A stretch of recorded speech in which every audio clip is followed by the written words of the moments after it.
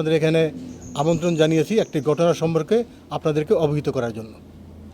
আপনারা জানেন যে গত 17 ফেব্রুয়ারি মাননীয় সংসদ সদস্যের শপথের দিন এবং এই নতুন সরকারের শপথের দিনে আমার এলাকায় একটি অনাকাঙ্ক্ষিত ঘটনা ঘটে। আমি যখন মাননীয় সংসদ সদস্যের শপথ গ্রহণ অনুষ্ঠানে ছিলাম, তখন আমাকে রূপগঞ্জ থানার এসআই শফিউদ্দিন সাহেব আমাকে ফোন করেন যে আপনার এলাকায় একটা ঘটনা ঘটছে, আপনি জানেন কি না। আমি বলেছি না, আমি কিছু জানি না।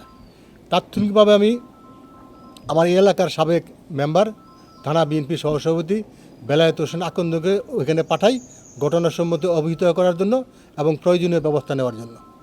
ওইখানে গিয়ে বেলায়েত দেখে, এবং শুধু আমি না, ওই এসআই শফিউদ্দিন সাহেব ঘটনাস্থলে এসে বেলায়েতকে ফোন করে যে ভাই একটু আসেন, একটা সমস্যা হয়েছে। তারপরে বেলায়েত ওইখানে যায়। ওইখানে গিয়ে ওখানে স্থানীয় আমাদের থানার ওসি সাহেব ছিলেন, সার্কেল এসপি ছিলেন, ওনার সঙ্গে কথাবার্তা বলতেছে। পরবর্তীতে আমি জানলাম আমার বিরুদ্ধে একটা অভিযোগ দায়ের করা হয়েছে যে আমি নাকি যাদেরকে আসামি করা হয়েছে মামলায়, তাদেরকে নাকি আমার নেতৃত্বে ওইখানে চাঁদাবাজি এবং লুটপাটের ঘটনা ঘটেছে। এই ঘটনার সম্পূর্ণ মিথ্যা বানোয়াট ভিত্তিহীন। আমি আপনাদেরকে আমন্ত্রণ জানিয়েছি আমার প্রতিবাদ জানানোর জন্য এবং প্রকৃত ঘটনা, সত্য ঘটনা উদ্ঘাটনের জন্য আপনাদেরকে আমি আহ্বান জানাচ্ছি। এই এই ফ্যাক্টরি বা আমি একটা কথা বলতে চাই। এই ফ্যাক্টরিটার ব্যাপারে আমাকে এলাকাবাসী আগে বলেছে যে এখানে পরিবেশ দূষণ হচ্ছে ফ্যাক্টরির কারণে, ফসল ক্ষতি হচ্ছে, মাছ ক্ষতি হচ্ছে এবং গবাদি পশু মারা যাচ্ছে। এলাকাবাসীর দাবি ছিল দীর্ঘদিনের এই ফ্যাক্টরিটা বন্ধ করার জন্য, এবং ওই যারা গেছে ওরা ফ্যাক্টরি বন্ধ করার ব্যাপারে কথাবার্তা পর্যায়ে কথাকাটি হয়েছে, ভাঙচুর হয়েছে। এটা হলো প্রকৃত ঘটনা। কিন্তু এটাকে তারা ভিন্ন খাতে চাঁদাবাজির মামলা সাজিয়ে একটা মামলা করেছে, যেখানে আমাদেরকে আমাদের এলাকার লোক জড়িত করেছে। বিশেষ করে বেলায়েত থেকে আমি পাঠিয়েছি, এবং আমার বাইক কাজলকে আসামি করা হয়েছে। কাজল তখন ওই মুহূর্তে মাননীয় আইনমন্ত্রী বাসায় ছিলেন, এবং তার লোকেশন আপনারা এটা চেক করবেন, সে কোথায় ছিল।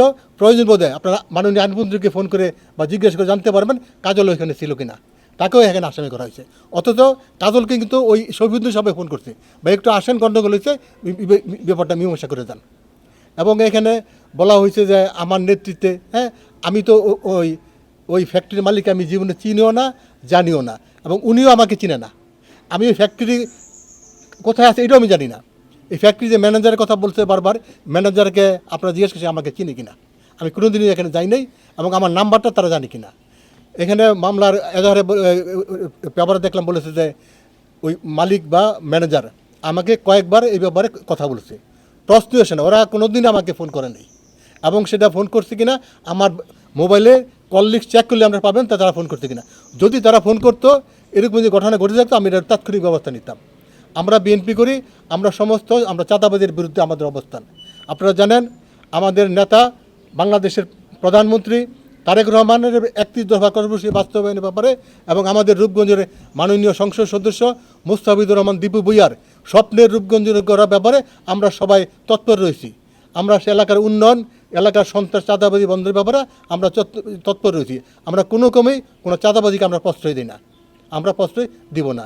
এই একটা ঘটনা আমার দলকে বিতর্কিত করার জন্য, ব্যক্তিগতভাবে আমাকে বিতর্কিত করার জন্য, সমাজের কাছে, দলের কাছে হেওয়া প্রতিপন্ন করার জন্য একটা কুচুকরি মহল এই ষড়যন্ত্র কাজ করছে।